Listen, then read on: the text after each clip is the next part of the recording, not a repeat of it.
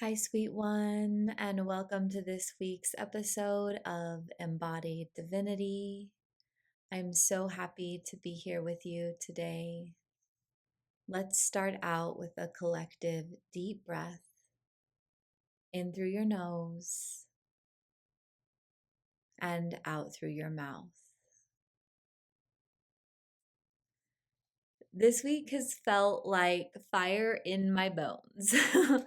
It's been this whisper from deep within, and I can't remember if I told you this last time, but I'm currently reading Spark of the Everflame series, which is a wonderful series. But I'm loving the way that these beautiful messages for my own heart are coming through in the books that I'm reading. And in the series, and I won't give too much away, but this girl has forgotten her magic, and there's this voice throughout the first book that just says fight. And I've been feeling this fight within me, my own magic coming into life again, into remembering again, saying fight, fight, fight. And not the kind of fight that leaves me wrung out and grasping, not the fight I've known before of survival and grinding and hustling and proving. But this one's like dragon fire. All week I've been filling pages with miracles, glimmers of grace so small they could be missed if I wasn't paying attention. A laugh with one of my kids, a bill paid, a sunset that split the sky in half. And each time I wrote them down, I felt my nervous system soften, my faith grow, and my chest open. That's the kind of fight that I'm talking about, a fight to see the magic in the world, the miracles that are always available, even when darkness would want to consume us. At the same time, this dragon in me was stirring, all of these miracles coming to life, and a fire rose in me, and not just for my own life, but for the rights of my children, for humanity, for the life and legacy I know that we are all capable of living. It reminded me of a moment years ago when, in the same week, a professor at my university and a friend gave me a biography of a revolutionary spirit. He was a controversial one. I'm not going to name him here, but they both said that I carry that same revolutionary spirit within me, one that was about transmutation, less blood and smoke, more about fire as purification and protection and alchemy. And I never really understood it back then. This was 15 years ago. But I'm starting to understand it now because that fight within me has never really faded. And then this week, there was a meditation and something returned that I hadn't felt in a long time. And I was so, so grateful. But I really, truly felt my higher self and my guides, and the undeniable knowing that I am safe, that my children are held, that I don't have to earn love or safety or provisions. And it was such a grace because for the last year, and I knew this would happen, I wasn't surprised, but there's been a lot of silence. There's been a real deepening, a descent into the depths and darkness of humanity. And for someone like me, and I'm sure many of you who have felt the presence of magic and guides their whole life, to have that go away and to really learn how to be your own guide, your own magic, your own source throughout it all. It was a hard year, and it was a beautiful year, but I'm so grateful to have a bit of that light back. And that's the energy I want to bring in today's conversation, the fire of the dragon and the softness of miracles when we choose to see them, and the fierce grace of living in a world with both. We're living in a time right now when despair feels seductive. Just take a look around. Systems are crumbling, rights are threatened, the future feels uncertain, and people are tired. You're tired. I'm tired. And yet, in the same breath, there's this surge of awakening. People are catching those sparks. They are noticing the glimmers. They are remembering that to live with hope and to notice beauty and to cultivate faith. That is a revolutionary act. Dragons rise in times like these, not just in myth, but in us. They come when the world needs guardians of treasure and protectors of the sacred and fire bearers who know when to burn illusions down and when to wrap their rings around what must be kept safe. You are that dragon. We all are. Some of us have forgotten. Some of us are afraid of the fire inside, but the dragon within is not here to destroy you. She is here to remind you, you are the treasure. You are the flame. And this dragon energy has been surging up in the collective. You'll start to notice it, I'm sure, if you haven't already. Feeling it in the spark in your own heart. And this week, it's my hope that I get to walk with you and guide you through really cultivating that dragon from within. So let's talk about the fight. The old fight was white knuckling your way through life, burnout, overgiving, saying yes when every cell is screaming no, carrying the weight of a world on your neck until you can't breathe. The new fight is breathing fire with discernment. It's protecting your energy. It's saying yes to miracles and no to what drains. It's choosing presence when the world wants you distracted.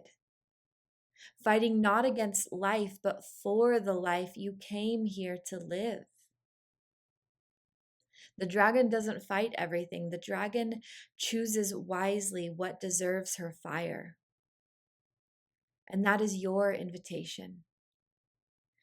Ask yourself, where am I leaking fire on things that don't deserve it? And where do I need to breathe a little hotter, a little louder, a little braver? This new fight isn't frantic, it's steady and sensual and powerful. It comes from trust in your higher self, from the knowing that you are safe and held.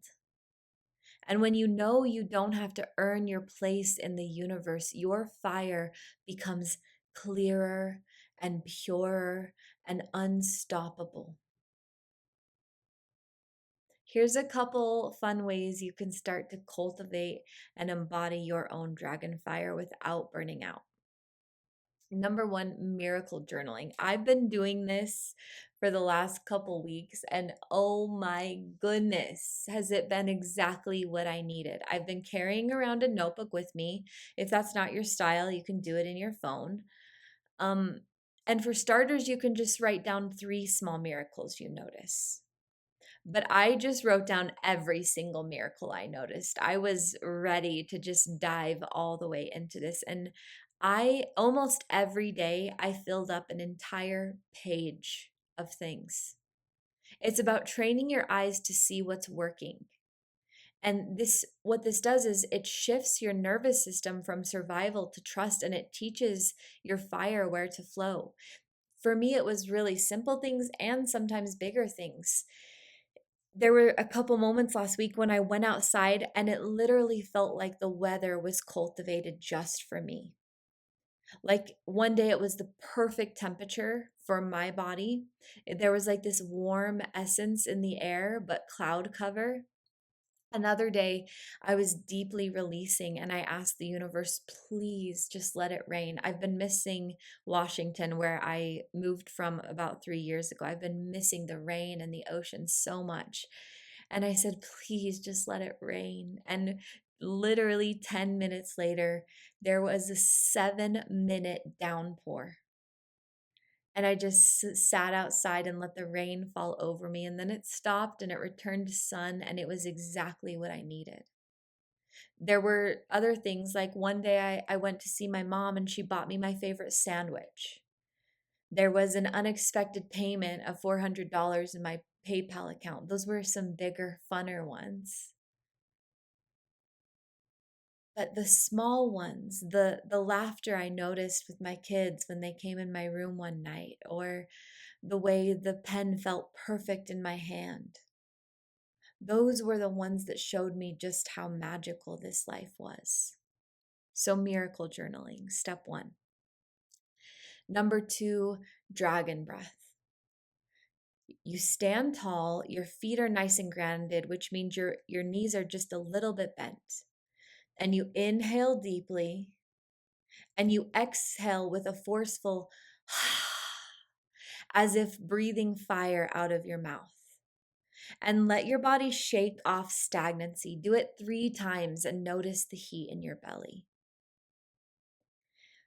If you haven't read the Fourth Wing series, it's a really fun series about dragons, and Taryn is probably my favorite dragon in every book I've ever read.